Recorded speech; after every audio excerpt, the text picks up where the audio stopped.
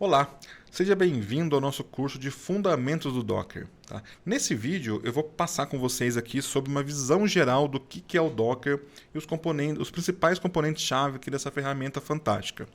O Docker, pessoal, é uma ferramenta de containers, né? Ele permite que você execute um aplicativo, uma Audic, um WordPress, qualquer aplicativo, de uma maneira consistente em diferentes ambientes. Tá? Antigamente, lá atrás, há 10 anos atrás, o que a gente fazia? Eu tinha um servidor que tinha uma configuração e eu tinha aqui a minha máquina que tinha uma outra configuração, geralmente. A não ser que eu fosse uma pessoa extremamente organizada e tivesse o mesmo ambiente nos dois.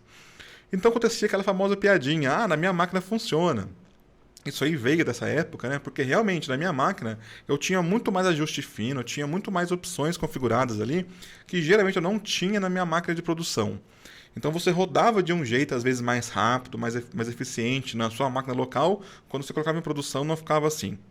Então em 2013 o Solomon Hykes ele lançou, né, essa plataforma open source chamada Docker, né, que tinha o principal objetivo de deixar o sistema, vamos dizer assim, mais eficiente, né, e também assim, mais consistente ao longo do processo de desenvolvimento. Então o desenvolvedor tinha um ambiente que era igual ao ambiente do cara de teste, que era igual ao do ambiente de produção. Isso, pessoal, para o desenvolvimento de software é fundamental, né? Porque você tem que, hoje o software ele é muito amarrado no sistema, graças ao Docker, né? O Docker permitiu que acontecesse isso. Então eu consigo extrair cada vez mais do servidor, eu consigo extrair cada vez mais das bibliotecas que eu uso, mais do meu sistema, usar melhor a memória, a CPU, porque o sistema ele é totalmente, o ambiente é totalmente consistente, né?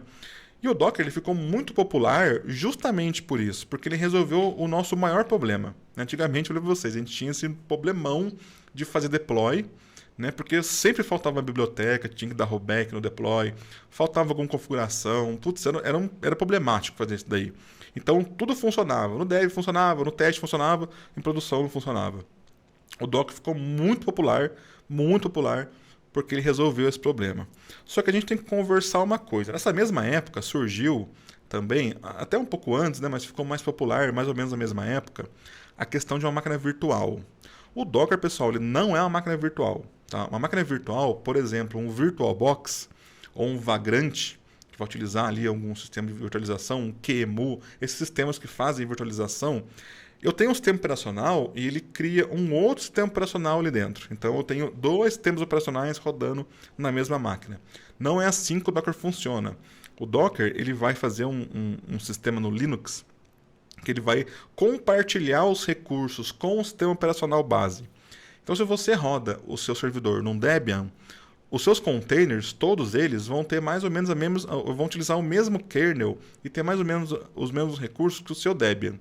Isso é fantástico, porque eu consigo ganhar muito desempenho, ganhar muito otimização de memória, eu vou desperdiçar menos recursos e eu vou ter um sistema extremamente rápido. Só por causa desse motivo, ele não criou um outro sistema por cima, ele está utilizando o mesmo sistema aqui. E o Docker ele é composto por alguns componentes que são importantes, né? O primeiro é o daemon, né? Que é o processo que vai rodar lá, o containerd, que vai rodar ali o nosso processo do Docker.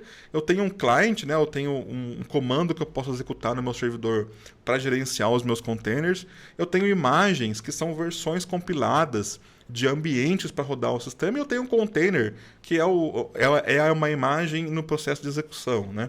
A gente vai ver mais detalhes do que cada um desses componentes são, né?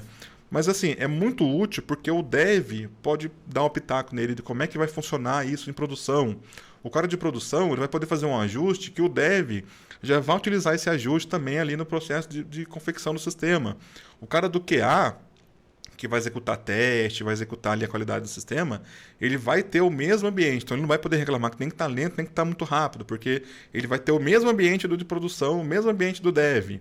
Isso aí, pessoal, trouxe uma facilidade enorme para a gente, né? E fez com que o Docker se tornasse o padrão do mercado. Hoje em dia é muito difícil você pensar em desenvolver um software e não utilizar o Docker, né? E principalmente para quem não trabalha com desenvolvimento. A gente que trabalha muito no mundo open source, é muito difícil você pensar um sistema que não vai oferecer para você uma opção em Docker. Porque não é questão só de facilidade, é de organização, é de segurança, é de produtividade, de desempenho, né? Então o Docker vai ser sempre a melhor opção para você poder trabalhar aí fazendo deploy de aplicações ou até mesmo desenvolvendo as aplicações, né? No nosso caso aqui da PromovoWeb, a gente faz o deploy das ferramentas open source, todas elas baseadas em Docker, né? Porque é o padrão da indústria. Hoje em dia só se fala nisso, né? Quando você vai fazer aí um deploy de uma aplicação.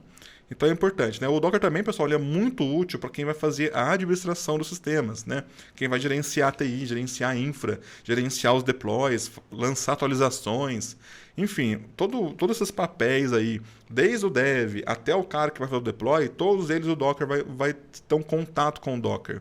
Então é muito importante que você aprenda os conceitos, né, dos conceitos do Docker, como é que ele funciona, como é que o que tem ali no Docker, né? E ao longo dos módulos desse curso, pessoal, de DevOps, a gente vai falar com vocês sobre como realmente pôr para rodar. Como fazer funcionar um container dentro de um swarm, como é que você vai fazer o deploy do aplicativo, o deploy de um banco de dados, configurar uma rede. Tudo isso vai ter aqui nesse curso, né? Então é bom você fazer com calma, presta bastante atenção nos módulos, né? Principalmente nesses módulos que são mais teóricos, para que você fique por dentro de como que o sistema funciona para você poder utilizar ele corretamente.